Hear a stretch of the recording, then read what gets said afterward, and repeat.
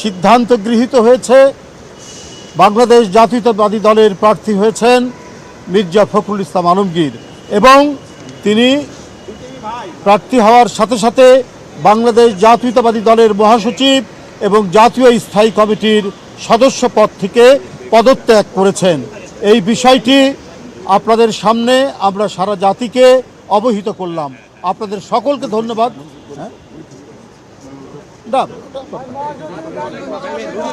এখনো এগুলি সম্পূর্ণ মিটিং চলমান আছে এবং দলের পক্ষ থেকে তো আগেই আমাদের দলের সম্মানিত চেয়ারম্যান এবং প্রধানমন্ত্রী তার কাছে দায়িত্ব দেওয়া আছে।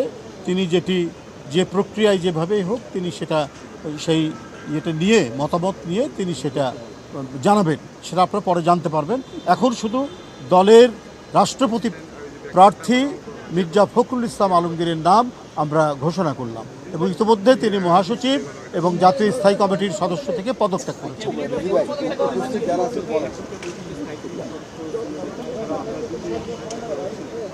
না আমরা ছিলাম, আমি বলি শুনেন, আমি বলি আপনার এখানে ছিলেন জাতীয় স্থায়ী কমিটির সদস্যবৃন্দ, চিফ হুইপ এবং সকল হুইপ এবং দলের সকল যুগ্ম মহাসচিববৃন্দ উপস্থিত ছিলেন। আর কেউ সেই বিষয়টি আরও কী প্রক্রিয়া আছে, সাংবিধানিক কী প্রক্রিয়াগুলো আছে সেগুলো পর্যালোচনা করে আপনাদেরকে পরবর্তীতে জানাবো। ধন্যবাদ, থ্যাংক ইউ।